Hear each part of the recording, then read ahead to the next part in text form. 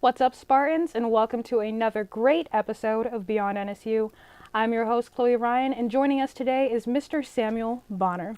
Raised in Newport News with a musical background, but also finding his hustle with fashion merchandise. How are you doing, Sam? I'm doing well, and yourself? I'm doing pretty good. So you graduated, before we talked, you graduated in spring 22, correct? Yes. All right, straight out of NSU, what'd you start doing?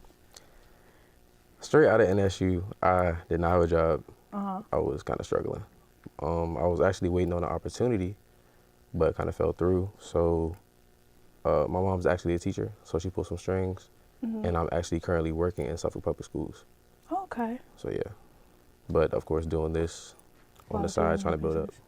Okay. Before we get into your business, I want to also talk more about your time here at NSU. Mhm. And you're from North Carolina, but were raised in Newport News. What made you choose NSU in the first place? I chose NSU because one, I had a lot of, friends that I knew here, Mm-hmm. and a couple of my mentors actually went here as well. Okay. So, starting out with music, I'm trying to gain connections and, just make sure I maximize on the opportunity to meet more people. So I felt like NSU was the best place to start. Did you have any other options other than NSU, or was NSU that school that you knew you were going to go to? I had an opportunity to go to, HU, and I think it was like A&T, Okay. but I didn't really know much about A&T to go down there, even though it was in North Carolina. So I was like, no, I'm good. Okay. Cool, cool, cool. And what exactly did you study while you were here at NSU? Music. Okay. So what was that like? What was a day in the life for a typical music major at NSU? A day in the life for a music major at NSU, you have no life. Because I'm not going to lie to you, I don't think there was one time since I had been here, that I went to any activity hour. Just because all of our classes overlap, so we couldn't go. No way. Exactly. Like Dang. any music major that you will speak to this day, probably never had a chance unless they just skip class. So what were you doing? So you were solely in class. Mhm. You were making music, of course, Mhm. but what else? What did those classes entail? And would you say that those classes helped with your musical career now? I'd say yes. For the most part, those classes entail, a lot of music theory, voice training. Mm-hmm. If you had a focus on any instrument, of course, you'd be mainly focusing on that. But aside from that, I would definitely say for me it helped because I was able to, make some connections while I was here. Mm-hmm. And Professor Thompson, that is actually over in that department, really opened some doors for me, starting out, which kind of ultimately spiraled into me doing a whole lot of other things down the road. Okay. But yeah, No extracurriculars, just music. class and music. Yep. Well, I wouldn't call it an extracurricular, but I ended up having the opportunity to write for Sony. So like Oh wow. anytime that I wasn't in class, I would make Mm-hmm. sure that I was doing my best to get some type of placements or something. And how did that opportunity come into play? So Thompson told me that he had a dude named Marshall coming to the campus Mm-hmm. because he wanted to try to see if he can, pretty much bring students into the industry. Yeah. So I was like, all right, cool. I was already in the studio when he came by, but he was like, okay, I have this instrumental, write something to it, and then I'm gonna send it to Marshall to see what he thinks about it. I was like, all right, cool. Wrote a song, and like a day later, Marshall was like, all right, I'm about to come down to NSU so we could finish it up. Okay. But yeah, so he came by, we recorded a song, and it was actually for, it's bad because I don't know his name, but it was for the little boy that played Simba in The Lion King. Yeah, I don't know his name. So you wrote a song for Lion King? No, no, Or no, no, no, no. for But I for was the writing boy. a song for him for whatever project that he had coming up Oh, later okay. on. That So is yeah, so dope. And how soon did you write the song? like that day he sent it to me. Well, dag. Yeah, it was stressful because I definitely locked myself in the studio like the whole day. Okay. So where did the love for music come from? My love for music honestly came from, me just needed to express myself because like when Mm-hmm. I was younger, I never really had that outlet to, do such things. Yeah. And like I've always been kind of like a loner or outcast, so I just kind Mm-hmm. of kept to myself, didn't really speak to anybody. Yeah. So when it came to writing music, that was my opportunity to get it all out. Okay. And what is your process writing music? You said you wrote that song in one day, Mm. but typically when you have more time, do you have a process? when you spark inspiration, do you take notes of that inspiration? Like, what's your process? So if I do end up coming up with a song on the fly, or not on the fly, or coming up with a song when I can't really record, Mm-hmm. I'll take out my phone, get a voice memo of whatever idea I have in my head. Mm-hmm.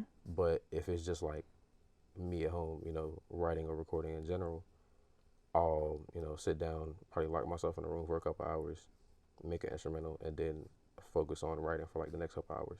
Okay. But yeah. Wow. So tell me your most favorable experience that you've had since being in the music industry. My highlight had definitely had to have been when I opened up for Black Street on Juneteenth in Oh, Portsmouth. wow. That was the turning point in my life where I knew for a fact that I wasn't doing it for nothing, because Yeah. everybody has a dream, everybody has something that they're chasing and want to pursue. Mm-hmm. But if you don't really see results, it can be hard to continue going, Yeah. and nobody's really noticing your work. Mm-hmm. And that's a major result. Yeah, for me, I was like, yo, That's look, huge. I was ecstatic because at that point, I just felt like it wasn't for nothing. Okay. But yeah. So now let's talk about your business. You dripped out in tribe culture. hmm So tell me about how this started. Tell me about your inspiration to start it. Tell me about how you connected with your music. I want to know all about it. All right. So tribe culture actually ties into what I said earlier about me not really having people along the way, when I was younger. Mm-hmm. So I originally created tribe culture to create a sense of community. And, also I wanted to create a black owned luxury brand. So I'm Mm-hmm. like, all right, cool. Then I thought of this logo in my head. I was like, okay, individual expression is key, but expression as a collective is the goal. I like that. Literally, there are so many talented people, especially on NSU's campus, that nobody knows about. Mm-hmm. But the only reason they don't get as much shine as they would like to is because everybody has a crabs in the barrel mindset. How do you expect to grow, or how do you expect to really reach the point or the potential that you have within you Mm-hmm. if you're not willing to work with others to get to that point? Yeah. So tribe culture was literally started based upon, connecting with these different people that have these amazing talents and, just are doing other things on the side that most people wouldn't know about and trying to make something great. Okay. And let's talk about some of your merchandise you got. So you Mm. got the glasses, you got the bag, you got what else you have? Got the shirt on right now. Oh, this Y'all is the can't see shirt the bag. too. Yeah. I don't know if you can see that. I'm not even gonna try to move it, but Yeah. got the bag. I actually have this crossbody right here. I don't know if you see it, but this is the sample. Ooh. Thank you. So now with tribe culture, I really wanted to emphasize luxury. Yeah. I didn't want this bag to touch dirt a day in its life, which is why I put these gold footies on the bottom. Okay. Now, this is a sample. It's actually kind of funny, and I'm gonna keep this just for memories Uh-huh. because since they had nothing else, there's like a little Mickey Mouse piece at the end of here, Okay. but it resembles the shape of the piece that I needed. So I was like, all right, cool, it's whatever. Okay. But the main bag will just have a strictly triangular piece right here. Mm-hmm. But I definitely love this bag for what it is, even with that piece on it. Can I see? Yeah, go ahead. So how many people do you have on your team for tribe culture? All right, so in terms of designing, it's just me. But in Mm-hmm. terms of marketing and promotion, it's three of us as a whole. And how do you market and promote the brand? So you said, well, I told you earlier that I use music to market my brand. So Mm-hmm. any song that I'm dropping or any project that I have coming out, I'll literally use that in the background of any promotional video that I have for these. But I'll make sure that it ties into, whatever it is I'm dropping. But as far as what they do, my boy Neo and Malcolm, actually another one too, Tiana, she's a model.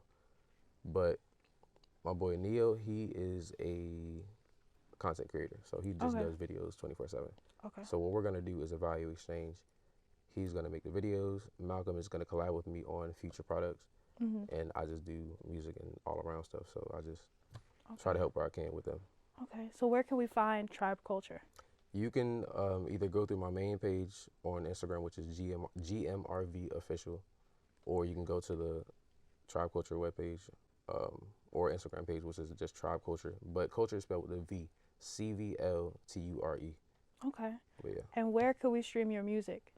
My music is out on all platforms: Apple, Spotify, YouTube, And it's everywhere. under what name? GMRV. GMRV? Mm. Okay. Well, unfortunately, we have run out of time. I want to thank you all for watching, and I want to thank you, Sam, for Thank you for being having here me. with us today. And I will see you next time on another episode of Beyond NSU. I'm your host, Chloe Ryan.